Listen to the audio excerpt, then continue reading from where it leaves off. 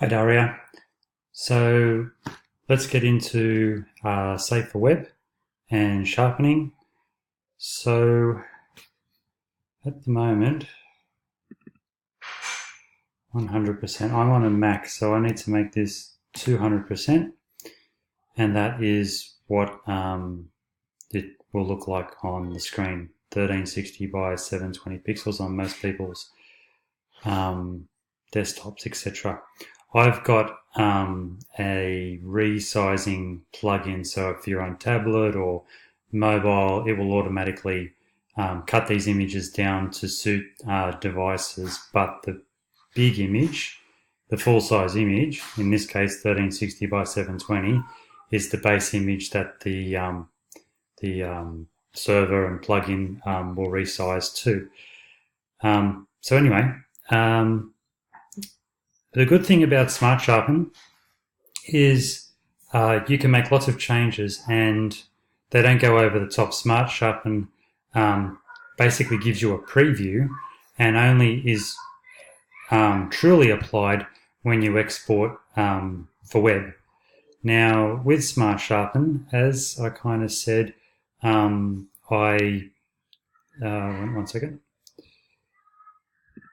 If I come into the blending options, it's on Lighten. I find that it does a lot better with it on Lighten, so that's where the action is set up to. Now, if I edit this smart filter,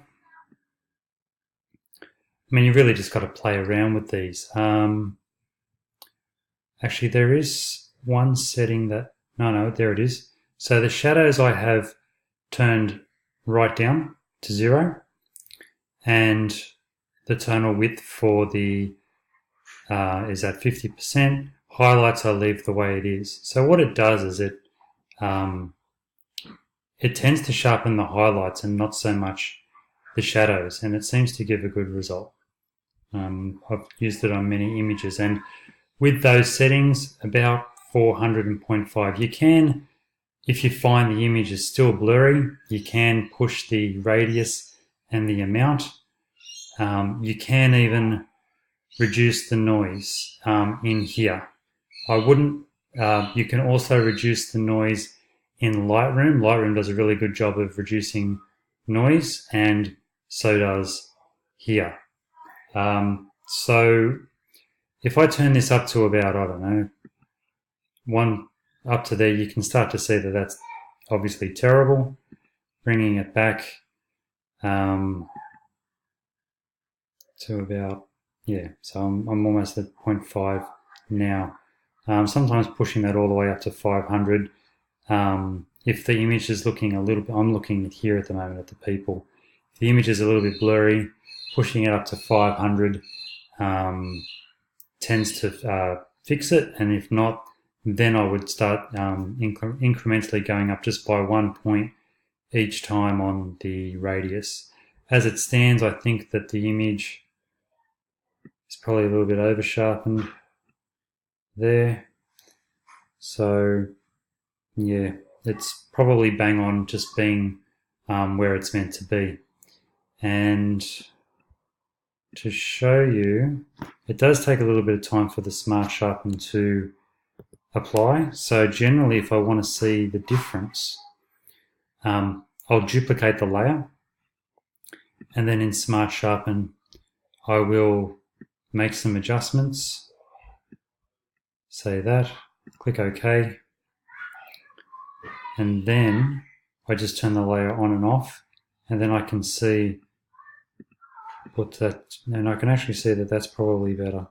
I can see in the trees there's a little bit more detail in this trunk here.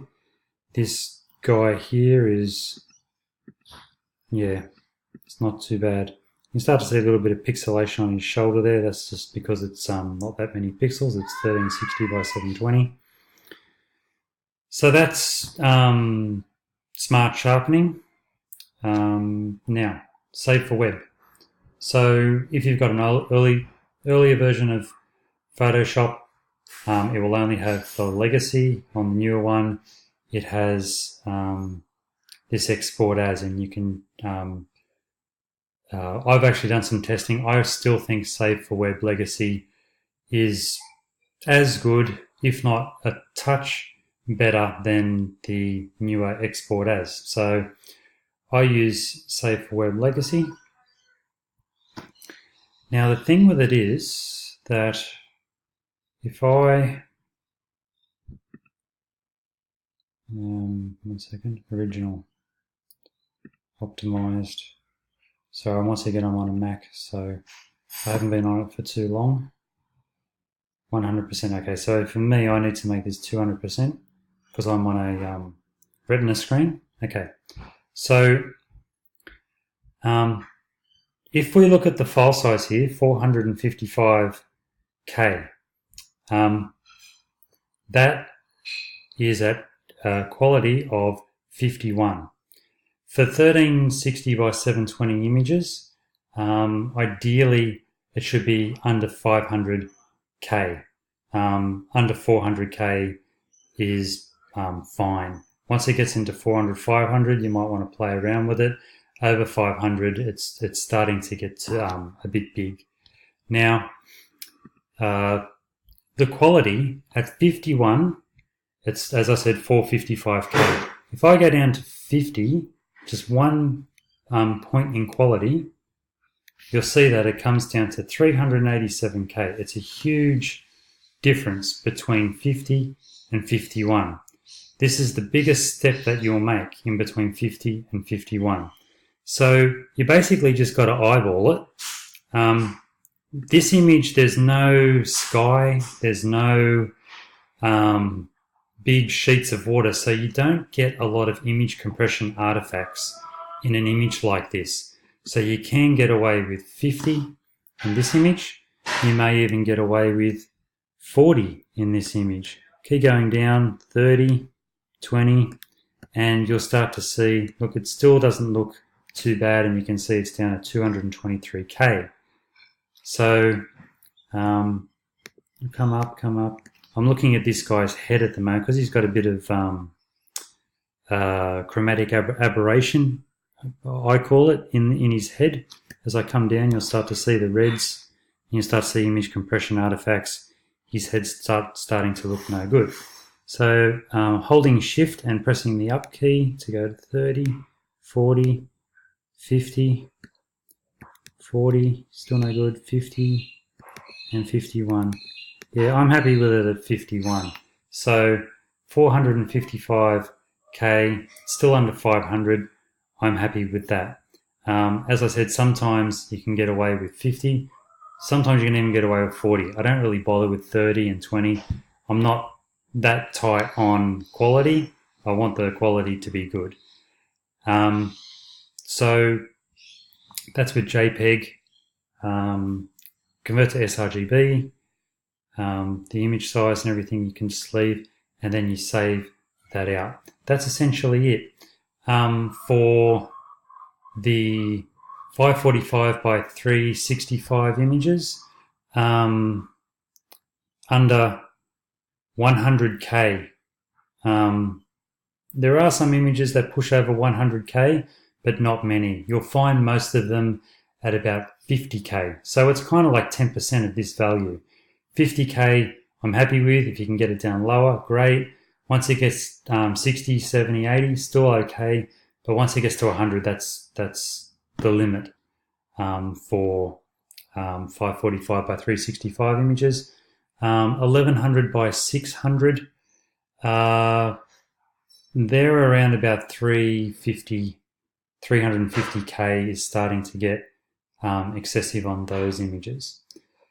And then the, 363 by 242 images, they're so small it's not really that big of an issue. They usually run around 30K, 40K, somewhere there. So that's essentially all I do for saving for web.